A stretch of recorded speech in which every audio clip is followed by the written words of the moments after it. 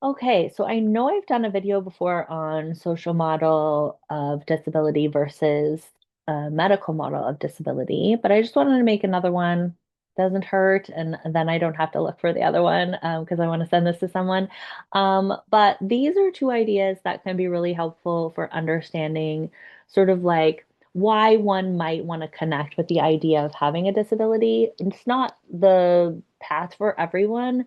But the framework can open up sort of like permission slips to help us navigate the system in terms of, in a perfect world, we would just celebrate and accommodate for every experience.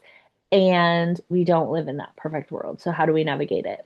So, medical model is the model that most of us have been exposed to. That's pretty much the dominant culture, which is that if your body and your mind and or your mind are not doing what is considered like productive to the mainstream white supremacist, capitalist heteropatriarchy, then there's something wrong about you, if there's a pathology, right? It's not working right. And it needs to be fixed so that you can better fit in with society and do the things that society expects of you. So that's sort of the like, if you can't be a worker bee, we are going to either, institutionalize you uh, or medicate you so that you can be. So your only value is in being that worker. Um, and then the social model of disability is one that says society does not offer you the chance to participate as you are. So society needs to offer accommodations and accessibility. So an example of that, in the medical model, for example, being nonverbal and autistic would mean that you are like never going to be a valuable employee if you can't verbally communicate. So we're just going to not give you the chance to be educated or have access to work. The social model of disability would say, let's invent an AAC, an alternative augmentative communication device, so that you can communicate using the device and or sign, right? Whichever is most accessible to the person. If you have the interest in doing that, we'll make that available to you and we'll educate your school environment and your work environment so that they can easily communicate with you via whatever form of communication is meaningful to you. And, those are two examples of how the same experience could be looked at. Um, what's meaningful here is that while we have a society that is primarily operating off of the medical disability model, we are not going to have access to accommodations for folks by just saying you're perfect, like there's no disability, it's just a difference, even if that is more aligned for like our heart center, right? So for me, the idea of the word autism as a disability doesn't totally resonate. I feel like my autism is just a wiring. It's just like the color of my hair. It's like a color of wiring. Um, and I don't think there's like anything good, bad, or otherwise about it. I just see it as neutral. But because we're in this society, if I advocated for the removal of the disability like model completely, and I was still trying to be able to access accommodations, I would make it more difficult for myself and others to actually get accommodations. We're like in the in-between time, right? So may we move towards a world where it's just like everything is inclusive of everyone.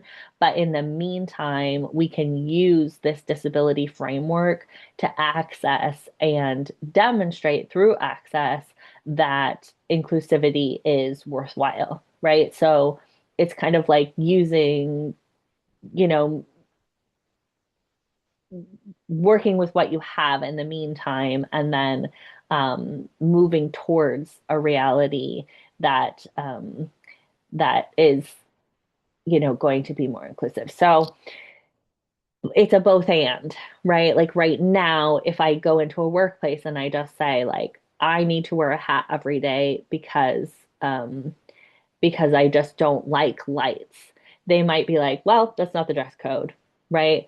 But because of the current framework, I could, and it's not going to always work, obviously, but I could have maybe a better chance by saying, hey, I'm autistic. I have a sensory processing difficulty, and it's a part of my disability, and therefore I need to wear a hat.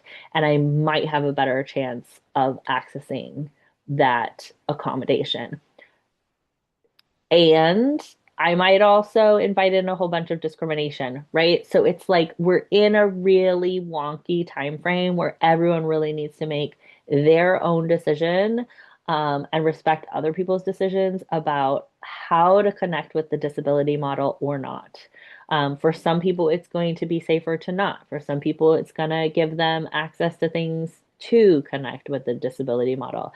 As things progress with our world, those things may change, right? So at one point, it may be safer to have a disability designator on your medical record to access accommodations in school and work environments. And then a year later, with a different political system, it may be more dangerous, right? And then make you a target for discrimination. So there's really no like clear right or wrong in terms of like safety outcomes, etc. um it can just be helpful to understand like what could you get out of these things, right? Could you benefit from having a disability marker? What are you not like, does the cost benefit not really weigh out for you at this point, and you'd rather just learn from those who have um, sort of worked together to identify common challenges and accommodations and accessibility supports. Uh, Wherever you fall is right for you, right? So it's very individual, and because we live in a system that currently discriminates across abilities. Um, that's one of the, there's some radical acceptance that's required. And then again, like we're gonna grieve, we're gonna connect with our anger, our grief, and with each other around how sad it is that we're in a society that does not that does discriminate.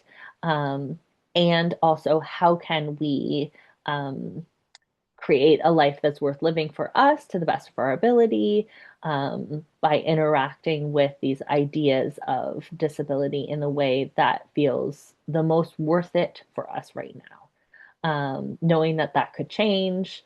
And this is particularly tricky for parents, right? When we're making decisions about whether to get our kids diagnosed or evaluated, whether to share that information with schools or medical providers. It is so individual. We don't know how that information is going to be used. We also don't know, um, how it may impact our kids' life to have access to accommodations. So I think that is an area where, as a parent myself, I think we just are going to have ongoing grief about what a setup it is to be a parent. That there is an idea that we could do um, something in a way that would cause less harm or prevent harm or eliminate pain and loss from our child's life. And at the end of the day, I am not aware of a way to do that. So even the, best intentions when we're confronting a world that is pretty steeped in pain and loss and violence and inequality and inequity, that whatever we're gonna do is uh, a little bit of a drop in the bucket. It's still worth it, but that to put, this idea that we could um, just on our own make or break our child's life is both just not true, but also it denies our child's capacity to create their own life worth living um, as they develop into adulthood.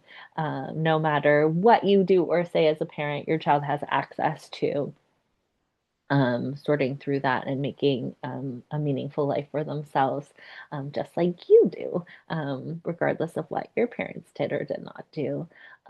So, sort of taken down a notch on the pressure thing of the parenting and offering, to interact with these things to the best of your understanding in any given moment, knowing that everything's constantly changing, all of the information may constantly change, that, um, yeah, there's no way to predict or know or protect against pain and loss because pain and loss are a part of everything. I feel like that's sort of not a very helpful place to land at the end of this, but it's what I have to offer right now. Lots of love.